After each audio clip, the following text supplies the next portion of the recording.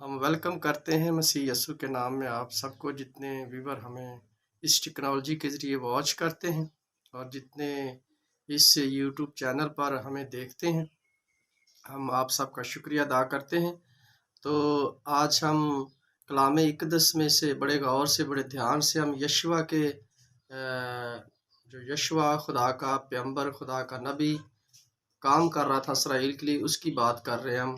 तो पहले भी इस टॉपिक पर हम एक वीडियो बना चुके हैं और आपका शुक्रिया अदा करते हैं कि आपने इस वीडियो को बहुत ही पसंद किया है और आपने कमेंट्स भी अच्छे अच्छे दिए। इस बात के लिए हम आपका भी शुक्रिया अदा करते हैं। और हम यशवा से ही बात करेंगे कि जब वो अहद का संदूक उन्होंने उठाया हुआ था तो खुदावंद ने यशवा से कहा कि कहनों और लावियों को कहना।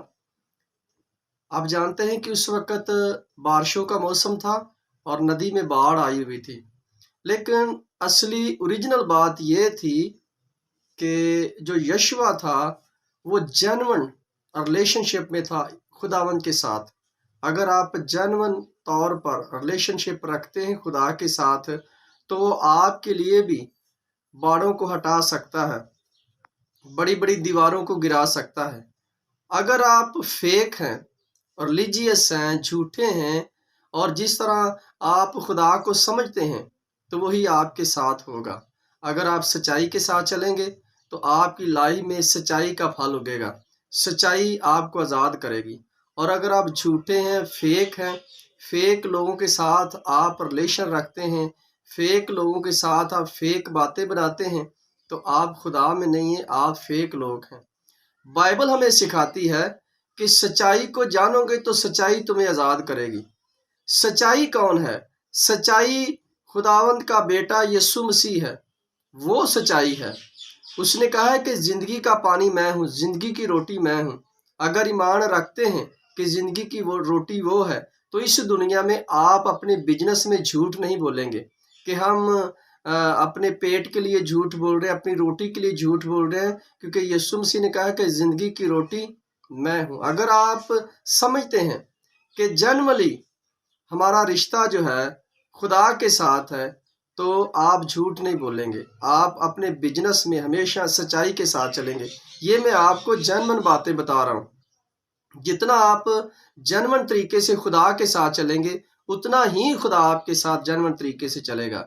क्योंकि अगर वो कहता है, अगर तुम मुझ में मसरूर रहे तो मैं तेरे दिल की मुरादों को पूरा करूंगा और तुम्हें दुनिया की बुलंदियों पर लेकर जाऊंगा। देखो कैसा खुदा ने अपनी ज़बान मुबारक से फरमाया कि वो दुनिया पर भी आपको बादशाही देना चाहता है, 100 गुना देना चाहता है, बशर्ते ये है कि आप कायम रहें उसमें।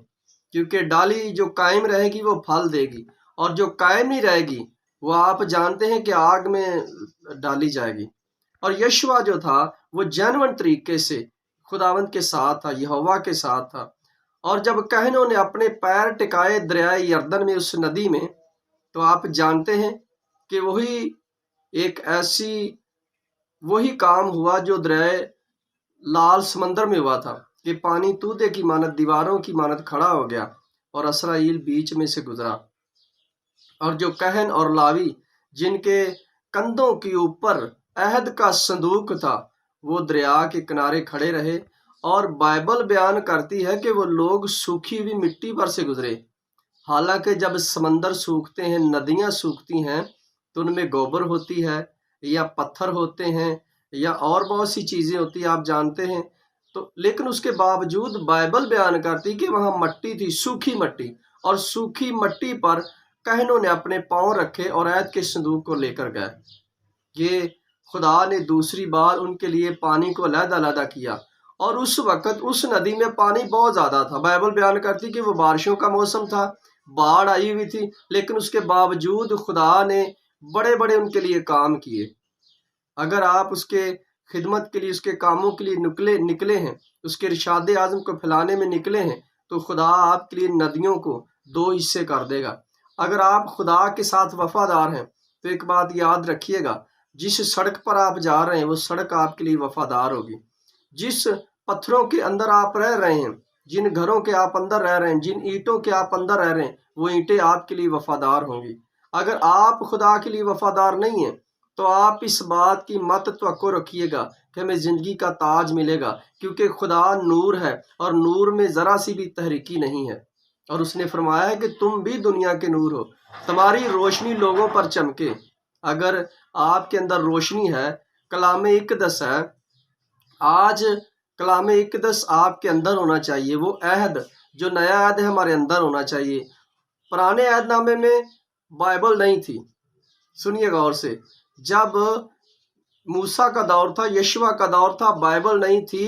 جو عہد کا صندوق خدا نے لاویوں اور کہنوں کو دیا تھا، جو ان کے کندھوں پر تھا، وہ اس کے اندر خدا کے 10 حکم تھے، 10 ورڈ تھے، پاک کلام تھا۔ اسی لیے پاکیزگی کی وجہ سے لال سمندر اور دریائے اردن 2 حصے ہو گیا، کیونکہ وہاں پاک ورڈ ریلیز ہوا تھا۔ خدا نے کہا کہ کہنوں کو کہ اپنے پاؤں جماؤ، تو وہ سارا دریائے اردن جو تھا وہ سوکھ گیا۔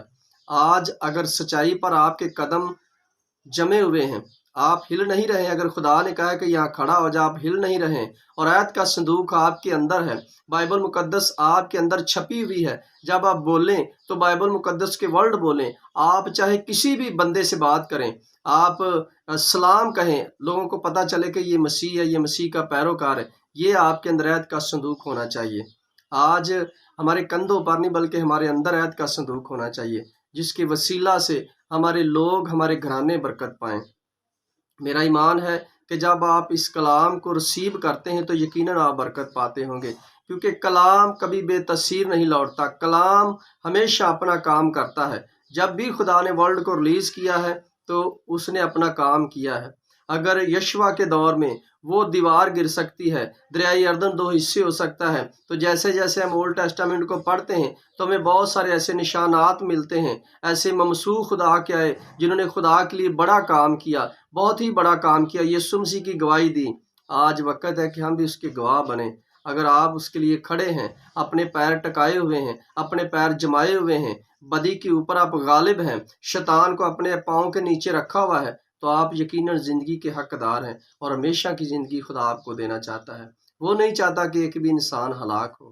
میرے عزیزو، آج ضرورت ہے کہ ہم جانیں، کوئی طوفان آئے، کوئی وبا آئے، وہ فرماتا ہے کوئی وبا تیرے خیمے کے نزدیک نہ آئے گی۔